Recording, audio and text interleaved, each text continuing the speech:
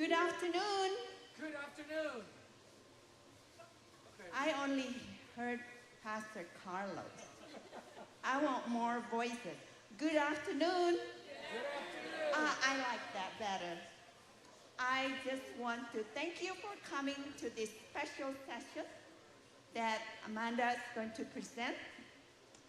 But before I introduce her, I would invite you to bow our heads. Dear Heavenly Father, I invite you to be present in this building, but I invite you in a special way, the Holy Spirit, to be with Amanda in a special way.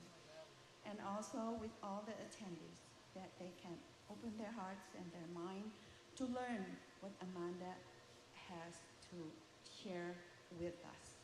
Father, because she's going to talk about motivation. Sometimes we are just so slow in learning how to motivate ourselves. But first of all, we want to learn to motivate ourselves to learn of you.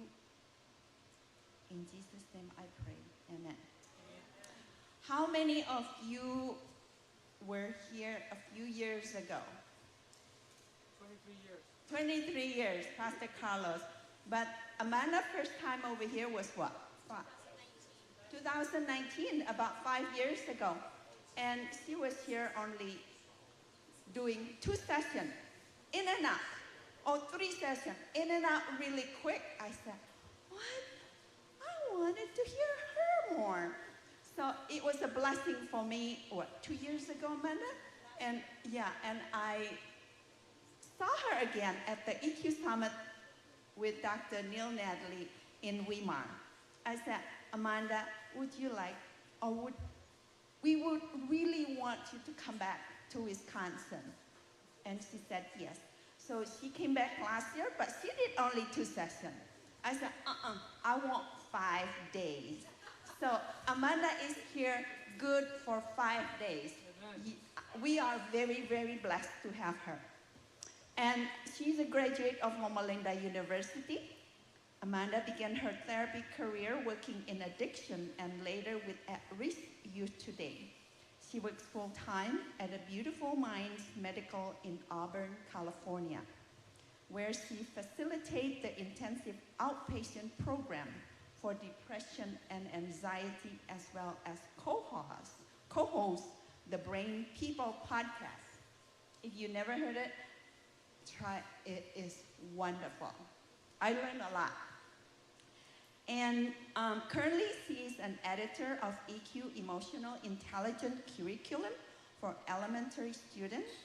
Amanda, with her husband Tim, desire to help prepare people to resist Satan's lies and to uncover the great truth of God's word, meant to protect us for the last battlefield, the mind. And Amanda, lead us.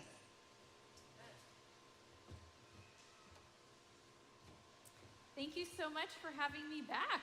It's fun to come here, and my prayer was answered. I heard it was going to be 90 degrees today and something like 80% humidity, and I thought, I don't know if I can speak for an hour in that, and look what happened. Yeah. It's beautiful. I mean, the weather's perfect, and then you got a fan on me too. This is kind of nice. So I'm so happy to be here. And you all know the theme for this week. What is it? Run the race. But what do you have to have before you start running? Well, training, but you have to be motivated. So I'm going to talk to you today about motivation. And this is one of the things that I hear so many people say is, but I don't feel motivated to do that. Or I don't feel motivated to do this. Well, I'm going to answer all of your questions about motivation today, and even the myths that you've heard. So let's get into it. So the first thing that we're going to look at is there's a lot of theories on motivation. Did I move the thing forward? Oh, I hit the wrong thing. There's a lot of theories on motivation. Am I getting this?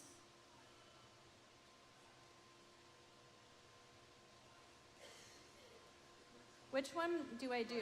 The right side? I think I'm doing that. Am I hitting that direction? Oh, there we go. So you can see right here, there's a lot of different theories on motivation, and I'm going to quickly go through these. This is kind of technical and academic, so it can be kind of boring. But you have the first theory on the left-hand side, and this is called the expectancy value theory of motivation. And this says that motivation is a function of the expectation of success and perceived value. So one of the ways, or one of the reasons that we're motivated is, I like to boil it down to hope. You're not motivated to do something unless you have hope of something good coming out of it, right? A lot of people aren't motivated because they do what? They expect the worst. And there's no hope, or they see something, doom and gloom in the future. So the next one has to do with attribution. And attribution, there we go. The next one, attribution, this has to do a lot with our feelings. Like, we have to attribute doing something with something good coming out of it. We want something good to come out of it. And so attribution theory has to do with reason. We need a reason for doing it. The next theory that we have for motivation is social cognitive. And this suggests that human learning and performance result from reciprocal interactions among people and behaviors and environmental factors, and also this idea of self-efficacy. Now, self-efficacy is the belief that I can do it. If I believe that I can do something, that motivates me to do it. If you think you can't do something, how motivated are you to do it? We're not likely to do it. And a lot of times we even have people in our life who give us the suggestion that we're not able to do things. Anybody ever hear from somebody, oh, you can't do that. Oh, that's not going to help you. Or, oh, you don't have anything to look forward to because everything turns out poorly for you. Right? Is it working now? I am hitting that one, I promise you. You had to touch it. Okay, it's been blessed. So the next reason is, can I even do this? That will boil social cognitive to, can I even do this? The next theory of motivation is goal orientation. And we tend to engage in tasks with concerns about mastering content. We want to be able to master the goal or do better than others, performance approach goal, or avoiding failure, performance avoidance goal. And then mastering goals appears to stimulate interest in deep learning, whereas performance approach goals, and then we're going to boil this down to performance avoidance goals, are associated with less favorable outcomes. So what does this have to do with? The outcome. I want to know that when I do this, I'm going to have a positive outcome that comes out of this. So then the last one is self-determination. I need to know that there's meaning and purpose that's going to come out of this. Not just out of the conclusion or the outcome of it, but I want to know that this adds meaning and purpose to my life. Isn't this why we do a lot of things? I want to know that this adds some meaning and purpose to my life. So these are just some of the theories that have to do with motivation that are out there. So this is all the boring research that's been done on it, but let's boil this down to what is motivation. It's the process whereby goal-directed activities are instigated, that's really important, and also sustained. So I need motivation to do it, but I also need motivation to continue doing it, okay? So what about fear, though? Some of us, especially, in a religious setting, sometimes people like to use fear as a motivator. Have you ever heard people do this? Sometimes our parents like to do this. I remember one time when I was growing up, I had told my dad that I wanted to go to a certain place, and it just so happened that this place was about an hour away, and it was New Year's Eve. And I wanted to go with two of my friends, and I was in high school, and I suggested to my dad that we would come back sometime after midnight. Now, my dad is really protective and didn't want anything happening to me, and so he said, But I'm afraid that if you're out on the road on New Year's Eve, that somebody might be drunk and crash into you. Now, that's a motivator for a lot of us, to not do something. But motivation using fear tends to be very short-lived. It's not a long-term motivator. So let's look at some of the ways fear gets used. The news. Did you know the news utilizes fear to not just keep you from doing bad things, but to even get you to watch the news? I remember the tagline I heard years ago for the news, it's like Channel 4 News, and then the tagline was, all the news you need to know. And I thought, because I'm a thinker, I do this for a living. By the way, my expertise is in thinking. I'm not just a therapist, I teach people how to think. And if you've been to any of my previous seminars or heard me, I love to teach people how to think. And so what did I do when I heard that? I thought, all the news I need to know, they're going to put that into a half an hour? Everything I need to know is going to be in a half an hour. And then I started thinking about it more. And I thought, wait, they're only telling me the bad news. They are not telling me any of the good news that's going on, are they? And just that thinking, but what were they trying to do? Fear of missing out, right? FOMO, some people call it. That fear of missing out. If I don't watch the news, I might miss something that I need to know. And so what does that keep me doing? Every day I turn on the news. But does it really motivate me to do anything else except to turn on the news? No, maybe to argue with people afterwards about the next one, which is politics. Isn't fear used as a motivator for politics? Don't all of our candidates, I don't care which one you're talking about, they use fear to motivate us. What are they trying to motivate us to do? Vote for them and not the others. So they have to inundate us with all kinds of things we should fear so that we'll choose them to take care of all of the problems in the world.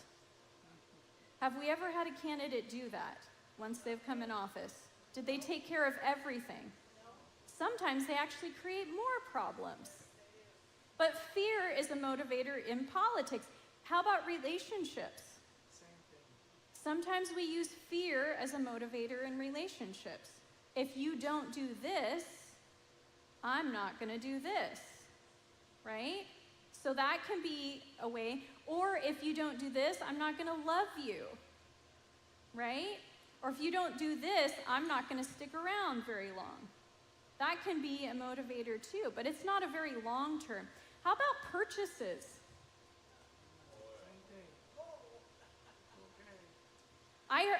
I love studying society. So several years ago, I think it was it J.C. Penney? People love coupons for some reason, and they love a good deal. Actually, I'm not going to use that example. I'm going to use a different one. We fear what makes us buy things. Limited time offer, right? If I think this is the only time I can purchase it and then the deal's going to go away, I'm going to wind up buying more things than I ever intended. Even things, I had a friend who bought something once. Actually, she bought a coffee maker, and she got it at one of those big box stores, and it was right after Christmas, or right after Thanksgiving, those Black Friday sales. And she bought a coffee maker. The irony is she already had a nicer coffee maker at home. And then why did she say she bought it? Because she got a good deal on it, and she was afraid she wasn't. And I was like, but you already have a coffee maker, and it's even a better coffee maker than the one you just bought. But sometimes we do that. We're fearful that we're going to miss a good deal if we don't buy these things. How about religion? This used to be a huge tactic. Sometimes you swing the opposite direction after that, and then you go back later, back to fear again. But even fear, sometimes we hear preachers, and sometimes we hear You know, people within our congregations use fear to make a decision. It's interesting that the Bible says perfect love casts out fear, right? And isn't love a greater motivator than fear in terms of that? Now, it doesn't mean that you don't share the truth with people, because love also tells you that things are going to happen and consequences, but we do it in love rather than, oh, they're going to do it if they're scared. That's a different form. And even change. One of the reasons we don't change because we're fearful of the outcomes of change. By the way, you know, most people don't change because something is so hard to do, especially in terms of like even keeping the Sabbath, maybe when they never have, or doing something that they've never done before. Do you know what it is? It's fear of what they might be missing out if they do that. You're not asking them to change so much just the day of the week. It's all the people that are affiliated with all the activities they do the rest of or on that day that they're going to miss out on. So what's the best way to motivate them? Show them a new community or a loving group that they can do other things with versus, oh, I'm going to be fearful if I change that I won't get to do all these other things. So fear is a huge motivator. But I love this verse. This is one of my favorite verses to share with people. For God has not given us a spirit of fear. So if God hasn't given us a spirit of fear, where does fear come from? Satan. But instead, what does he offer us? Power? What overcomes fear? Do you feel as fearful when you're powerful or when you feel powerful? I don't fear things when I feel powerful. Many things in the past that I feared, I don't fear now because I feel powerful. Maybe I'm equipped with certain tools. Maybe I have experience that I didn't have before, and I feel powerful. I don't look powerful all the time, but I feel powerful because of the tools that I have. The second one, love. When you truly love someone, can you ever fear them? What they might do? Do we fear people mostly because of what they can physically do to us? Or is it the fear that we have of what they can do mentally and emotionally to us? But if I love them, am I worried about what they can do mentally and emotionally to me? I have sympathy and empathy for them more so than I have fear towards them. And then the last one, a sound mind. A lot of times we fear things because we don't feel sane enough to handle them, right? What do I do if this person says this? What do I do if this happens? We don't feel like we have a sound mind to be able to contemplate a creative solution to the problem. And so when we fear, that fear is from Satan. And who went before a great giant as though he didn't have any fear? I think of David. Did he not have power? Not because he was a huge guy. He had power because he had proved God in his life. He had love. He had love towards God's people that made him stand up and fight for them. And he also had a sound mind because he had spent many a time with God in his life. And what does God do? He clarifies things. He puts things in their right place. And so you see things in their proper perspective. Let's look at some myths about motivation. Let's not look at fear anymore. We're going to look at motivation over fear. So let's look at some myths, because I hear a lot of things that people say that keep them from doing things. So the first myth is, I have to wait till I'm motivated. How long are you planning on waiting? I see a lot of people that are waiting to be motivated before they do something. Do you know that's a myth? To wait to do something until you're motivated? What happens? You just spend a lot more time waiting. Do you want to know what the truth is? Motivation is actually the effect, not the cause. We don't have our ducks in a row. It is only by moving that motivation is actually possible. Now that sounds illogical to some of us that don't feel motivated yet. So how do I do this? Well, there is a woman by the name of Mel Robbins, and she wrote a book. It's actually a very popular book. It's called The 5-Second Rule. And the 5-second rule goes like this. When you have an idea in your mind that you want to do something or that you need to do something, maybe you need to get over something, maybe you need to start the process of something, get up and get out there. You just heard talking about evangelism. Do you know what your brain is hardwired to do? Your brain is hardwired to do two things. One, keep you comfortable, and two, keep you safe. And I don't mean safe like a monster's coming at you, but just keep you safe from anything difficult. And so if your brain is hardwired to make you comfortable and keep you from difficulty or danger, what do you think your brain is going to do right after you have that idea that you need to do something? It's going to come up with all kinds of reasons and excuses not to do that thing. So if you see somebody across the aisle in the airplane, or that you need to talk to, or you want to talk to about Jesus, or give a glow track, or something like that to, what is your brain automatically going to do? Oh, Amanda, you don't want to do that. What if they think you're crazy? What if they look at you like that you're weird or something like that? What if they yell and say, no, I don't want that? So what do? I back up and go, yeah, that's probably not a good idea. I don't want to do that. But if you know that that's what your brain is hardwired to do, why is it hardwired to do that? Because the most important thing day to day is making sure we're safe. Not necessarily comfortable, but safe.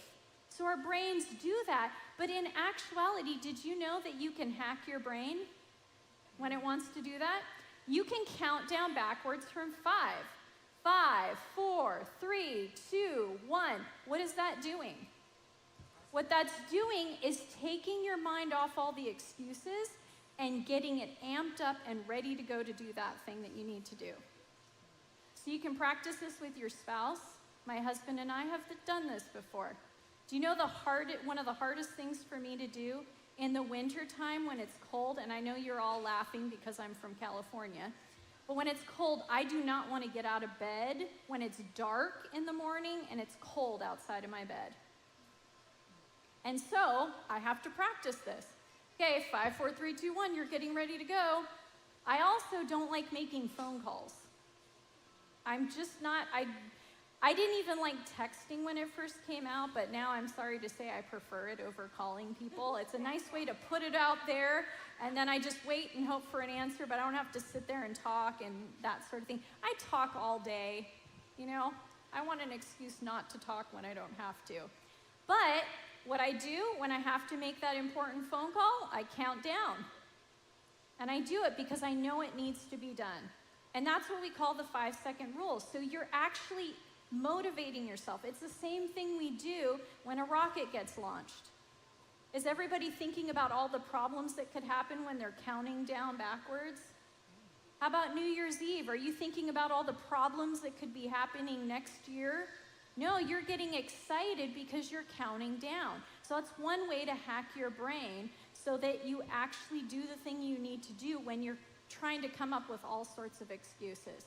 Another thing that you can do that also helps me is I think of all the good things that can happen versus all the negative things. So it's another way that I hack my brain. But this is really important because motivation doesn't come because you feel motivated. You have to actually start, and then the motivation comes when you get the ball rolling. I love this verse, though. In 2 Corinthians 8:11, it says, now there perform the doing of it, that as there was a readiness to will, so there may be a performance also out of that which ye have. So what happens? I'm willing to do it. I have to be willing to do it. I don't have to feel like I want to do it, but I just have to be willing to do it. Then as I perform it, then a performance comes out of it. Now that sounds kind of funny. You perform it and then a performance. But the performance is the continuing of it. If I'm willing and I start, a performance comes out of it. I continue to keep going at it. It's just pushing the ball to the edge, and once it goes over, it's going to continue to go. The more you do something, the more you get motivated to do it. How about this one? You're either motivated or you're not. Some people look like they're really motivated, don't they? They're like, oh, they do this all the time. They're good at it. I'm just not good at it, right? But what if motivation isn't a personality or character trait? Did you know that some people aren't just motivated and other people aren't? We all are motivated. You just have to figure out what motivates you. Even people who sit around all day and do nothing, they're motivated to do something. You just have to figure out what it is that they're motivated to do. And sometimes it's not what you think it is, it's something else if you're paying close attention. I worked with a woman years ago when I was working in the group home, and she was not motivated to quit smoking. And one of the tactics that had been used for her is her doctor, what do you think he told her about her smoking? If you continue to smoke, you know what's going to happen to you? Cancer and all these other physical, medical issues. Do you know she never stopped smoking because of that? So I talked to her about it because I was concerned. She's getting older and she had a lot of health problems and everything. And I thought to myself, what would motivate her? And I asked her this question. I said, you know, what would motivate you to stop smoking? And she didn't think anything would. But I knew something about her. She loved flea markets. Loved flea markets. In fact, her car was always full of junk that she got to go sell at her flea market. And you know what I thought?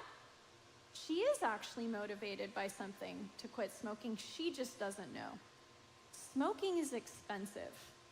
I don't know what taxes are on cigarettes here, but they're really expensive. It's almost like another pack of cigarettes, just the tax on top of the cigarettes in California. But she spent a lot of money that she didn't have on cigarettes. And I said, how much do you think you would save in a week if you didn't smoke? And she was like, well, I don't know. I said, what if you could use all that money to buy stuff to sell at your flea market? You should have seen her eyes. Ooh. Wow. And I thought, how sad. Her body isn't important to her, but buying junk to sell at a flea market is her motivation to do this. Now, I don't know how long that lasted, but it was the closest thing I could find to something that would be motivating to her. Does it mean just because medical issues isn't a motivator that she's just not a motivated person to quit and she should just continue to smoke? No, we all have something that will motivate us. It's just a matter of time to figure out what it is. How about rewards increase all kinds of motivation? Sometimes businesses incentivize their employees. Sometimes students get rewards to do things. I learned that this was a myth a long time ago. Anybody in here a teacher? I used to teach a psychology class at Weimar University, and I noticed whenever I had students that weren't doing too well in the class, I thought, oh, I'll give them extra credit so that they can get a better score at the end of the semester. Well, that didn't work. Do you know who does all the extra credit? The A students. So all I was doing is helping my 98 percentile student get to 104%. And then the 64% was just sitting there like, that's not enough. It's not going to get me an A anyway, so who cares? So rewards don't always incentivize everyone. Different kinds of things are motivating for different kinds of people, just like I suggested with that woman. It depends on the situation too. One person might be motivated to do extra credit in this class, but not motivated to do extra credit in this class. And do you know what motivates you? Many of us are intrinsically motivated. Remember, we talked about if there's meaning and purpose that comes out of this. I don't care if you give me praise and accolades. I don't care if you give me money, but I want to know that I've mastered something.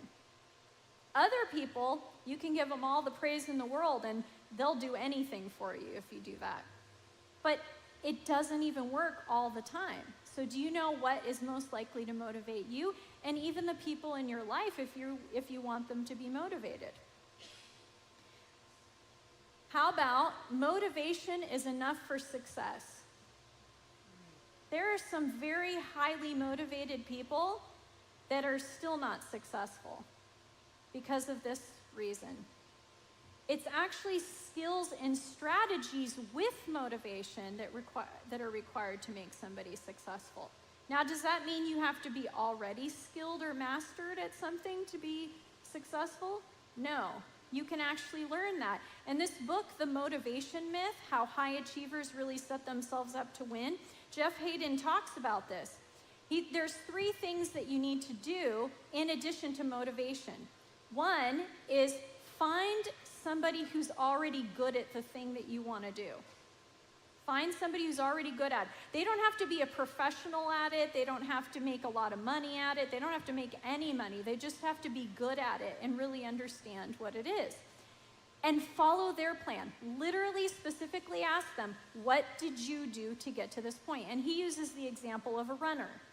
If you know somebody who's really good at running, ask them, what did you do to get really good at running? Have them write it all down, or you write down everything that they did to become a good runner, and you do exactly that. Do exactly what they do.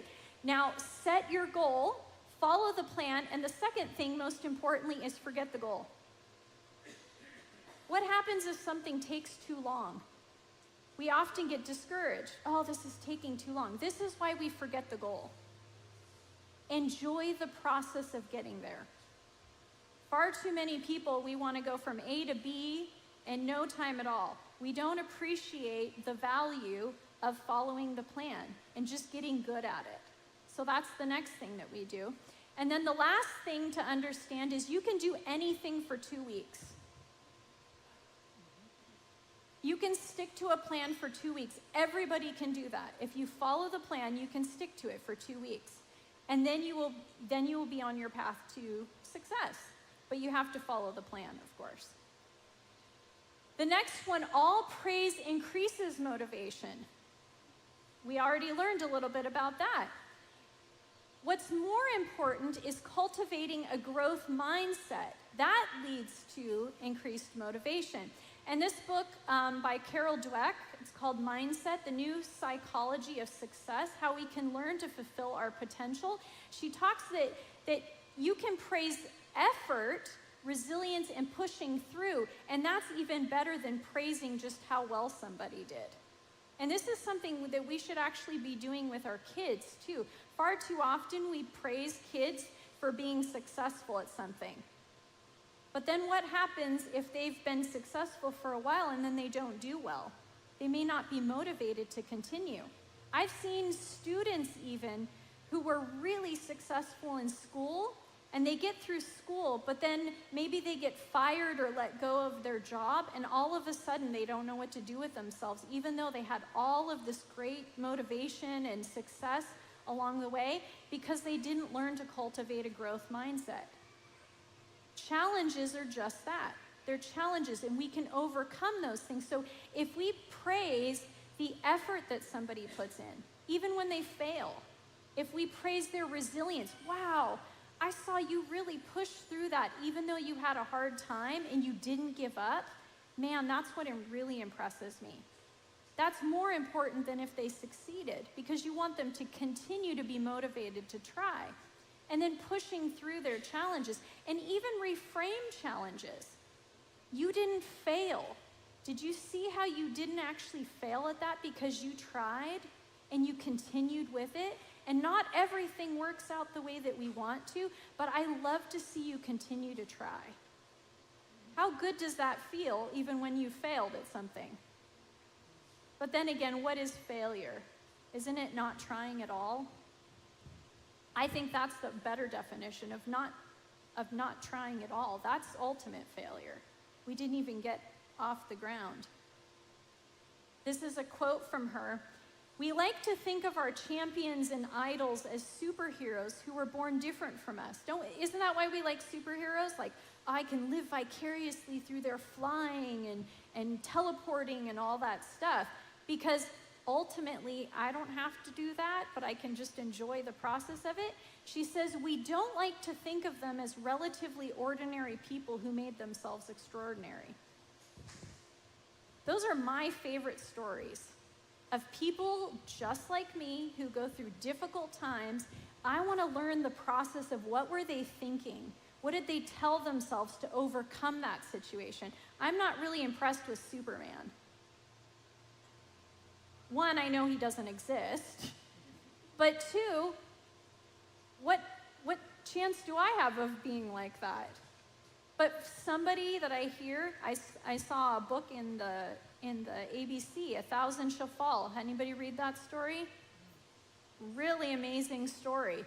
Are those not people just like us who went through difficult times and what they told themselves to have a growth mindset, to be resilient, to overcome those challenges? And a lot of what we do need to tell ourselves is what God can do in those situations. That's motivating to know he can do for me just like he did for that person. And that's what the Bible is there for, too. I want to share this. I'm not sure if this will play. I don't even know how much time we have. How much time do I have? 15 minutes. Let's see if this will... It won't play? Okay, I'm just going to tell you about this kid. You can watch this story later, I'll tell you. It came from a video. It's called On the Road with Steve Hartman. If anybody's ever heard of that program. If you want to hear good news, watch these episodes. If you don't need to watch anything, by the way, but if you're going to watch something, this is something good to watch. This boy here, he was in high school.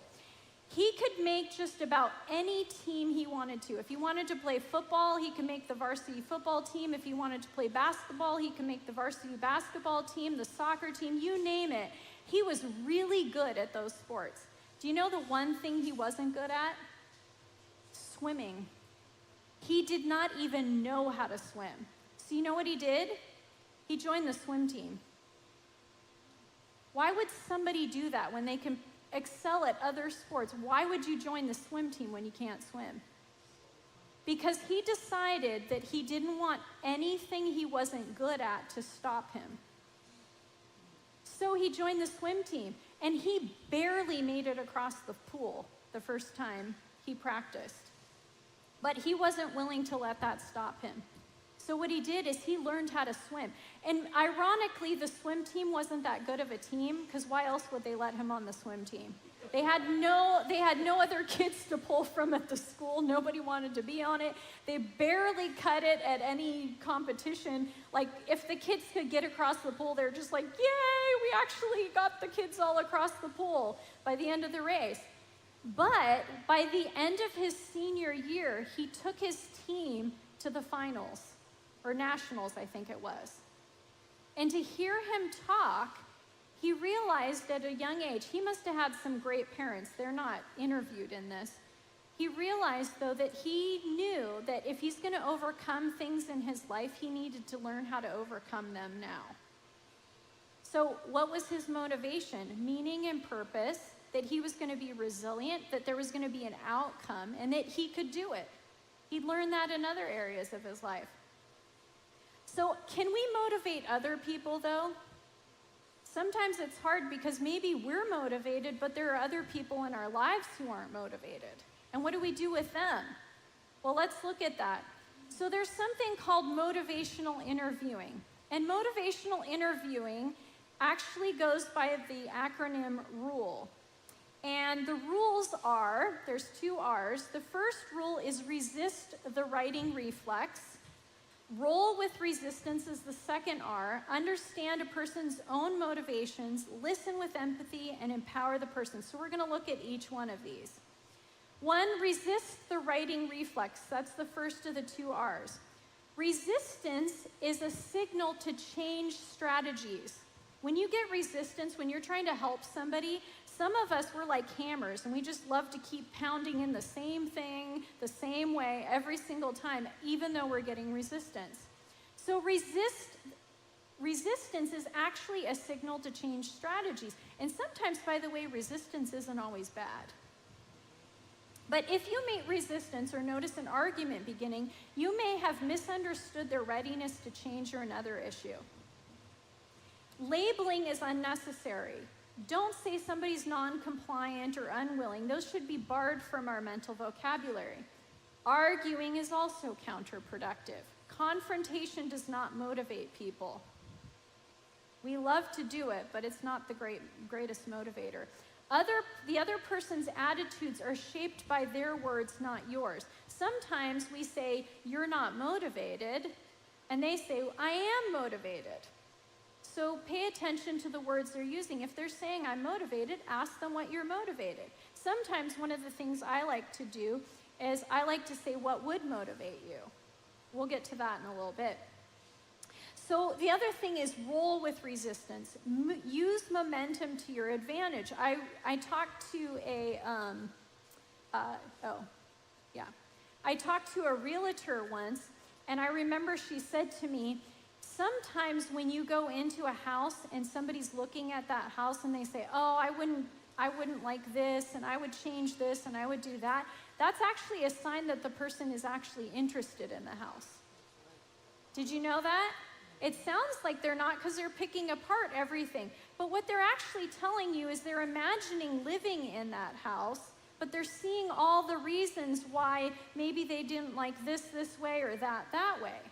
But if you just take that as resistance and you start arguing with them, or you say, "Oh, well, obviously they don't like this house, let's move on to the next one," you might have just lost a sale. Maybe they're just asking in their own unique way, "Well, how would I fix this? Or what could I do with this? Maybe that wouldn't be too expensive or would be easy to do in terms to get there." Shift perceptions. Meet resistance with reflection. It sounds like I'm not understanding everything about this issue. I've had people say that. "I don't know if I want to do this because of X, Y, or Z." And then I say, "Well, tell me about that." I think it's interesting because if you look at, militaries, when they meet resistance, what do? Do they give up and walk back? No, they pay attention. What are the weaknesses? What are the advantages that I have here? What could I do with this? We give up too easily sometimes. So meet resistance with reflection, and this seems really important to you. You want to get to know the person a little bit more, because the more information they share, the more you have to work with too. So just because somebody's resistant doesn't mean that that's bad. Invite new perspectives. Don't impose them. Emphasize choice and control. Let people know that they have a choice. Sometimes I'll say, "I know that it doesn't seem very exciting to you right now. Is there something that would make it exciting? Or you have the choice right now. It's up to you. I'm not going to force you to do it." Sometimes when people know they have control over it, they lose that resistance in the first place. The other person is a valuable resource for finding solutions to problems. This is something, let them talk. Let them share what's important to them. Understand their motivation. I have patient, but it's just the person. An early step in motivational interviewing is determining a person's concept of self-efficacy. That means their ability to feel like they can do it. And you can use a 1 to 10 scale. I do this with couples sometimes when they come in for counseling, couples counseling. I ask them, sometimes together, sometimes individually, how motivated are you to work on this marriage? Do you think they always agree? No. One might be, "I'm a gung-ho 10. The other one would be, "Well, I think I'm probably about a 7. What does that tell me? One of them has some resistance, and what is that about? I'm listening, though. I want to understand what their motivation is and why they're only at a 7. And then you can ask this question: On a scale of 1 to 10, how likely are you to do this behavior? And then if the person answers a 2, a helpful response might be, what would it take for you to be at a 3? Notice I didn't say, what would it help for you to be at a 10? That's a huge jump, but just a little bit. We have a saying in our practice, just 1% improvement. That doesn't sound too hard, 1% improvement. Rather than trying to encourage by saying, you can do this. That's kind of, it's too easy to say, but it doesn't help them think about the process that they want to do. One way that we look for motivation is I ask my clients, I know it changed a little bit on the screen here, but I ask my clients to do a values assessment. I give them a bunch of different topics and I ask them, tell me what's important to you in regards to health. Is health the same for everybody? For one person, working out 3 hours a day at the gym is what they consider health. Another person might be a plant-based diet with all kinds of supplements and vitamins and that sort of thing. Those are two very drastically different motivations. And you don't want to use one for the other person necessarily. Money can be a motivator, but you have to know what's important to the person in terms of money. My version of value of money is not the same as yours. And all these things are different ways that we can find out what our motivations are. Then we want to listen with empathy. Acceptance facilitates change. Now, a lot of times when we hear the word acceptance, we think that it means I have to agree with somebody. In therapy, we call this radical acceptance. It's radical because I'm accepting that you're right there and I'm right here. I'm not accepting the way you do it necessarily and saying I want to do it the same way or that that's okay. I'm just accepting that you've said what you said and where you are. I'm not trying to make it different. Reflective listening is fundamental. Be accepting of ambivalence, meaning I don't know which way to go, and respectful of the person. Sometimes time. This is one of the beautiful things about Christ. He never seemed to be in a hurry. Have you noticed that? When you read about Christ, he never seemed to be in a hurry, even though he had limited time on this earth. He went away and he talked to God. All these different things that he did, he seemed to be like he had innumerable minutes in his life to do these things, and hours and days. Sometimes when you're too pressured, that other person isn't motivated anymore. And ambivalence is normal. We're very attached to our behaviors. We don't like to give up very easily. Also, we want to empower the person. Belief that change is possible is an important motivator. A lot of my clients come to me and they've been to many, many other people before seeing me. And they're already feeling like this is just how it's going to be. I'm not going to get any better. And just hearing from me, I've seen people change. And even telling them stories of people who have changed. That's a great motivator. This is why we have all of those infomercials. Do you know there's psychology to infomercials? If I can relate to you, you're just like me and you got better, or you got rid of all of your wrinkles, or you lost weight or whatever like that, then I think maybe I can. That's a great motivator to see that somebody thinks it can happen. And readiness and self-efficacy are the best predictors of success. Not my readiness, but the other person's readiness. Their belief that they can do it. I can't make you believe that you can do it, but I can give you some tools to get there. And that's even stronger than social support. And the person is responsible for choosing and carrying out actions to change. If you're doing all the work, this is another rule we have in therapy. If I'm doing all the work, I'm doing too much work. Sometimes I just have to wait until they're ready. Sometimes they've even said, like, let me know when you're ready. I believe this can happen, but I know you have to decide that. And it's funny how many times they'll come back and go, okay, I'm ready now. It's like, well, that's all we needed is for you to be ready. I've been ready, that's why I'm sitting here all day. I want to help people. And hope lies in a range of alternative approaches available. Successful changers use a wide variety of techniques. And you heard that even in the presentation before me. When it comes to evangelism, not everybody's the same. Different ways for different people. But I think the biggest thing is when we have an identity change.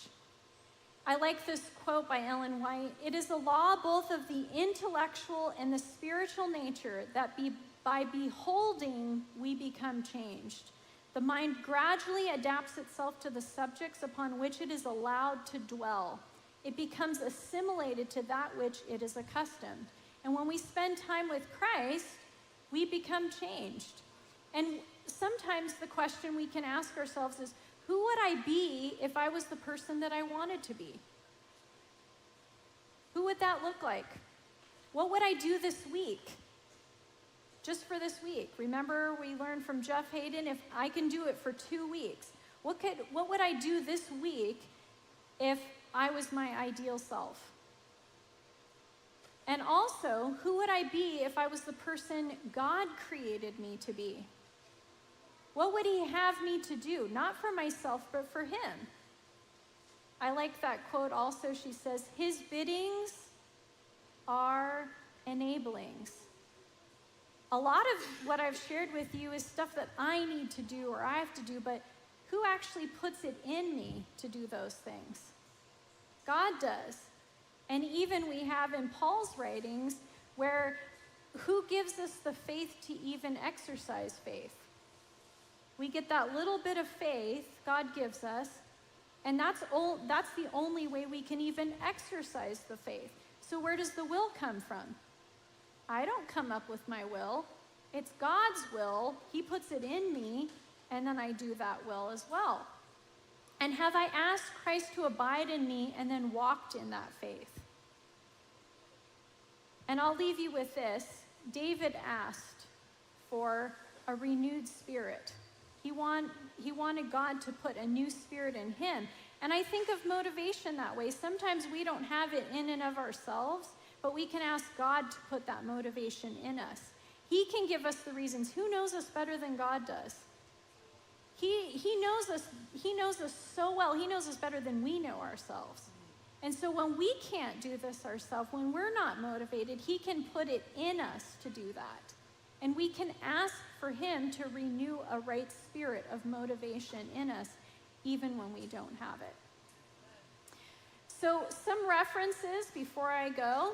These are some things that you can do. This is a website that you can look at for if you want to motivate students. I'm sure it works for all kinds of people as well.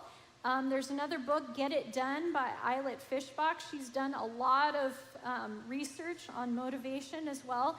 One of my favorite books on helping other people be motivated, even when we can't do all of the work for them, is Ministry of Healing. I think this is a great book because it helps you understand the mindset of so many people who struggle in this world. And if we understand that, we know how to work with those people better too. And of course the Bible, because there's all kinds of stories and meaning and purpose in God's plan. We don't always see the end from the beginning, but especially even Hebrews 11, why did all these people do it? Because God asked them to, and even if they couldn't see the end, they knew that God would fulfill his plan in their lives. So let's bow our heads as we pray. Dear Father in heaven, I know that not all of us feel like doing the things that you want us to do. And also there are many of us who have people in our lives who don't feel like doing the things that you want them to do. And in an ideal world, we would be so much closer to heaven, or heaven would have already come because we would have already done the work. But Lord, we're distracted, we're unmotivated, we're tired, we're overwhelmed. But we ask, Lord, that you would put in us a new spirit, that you would right our hearts and make them new for your will and your way. And we ask these things in Jesus' name. Amen.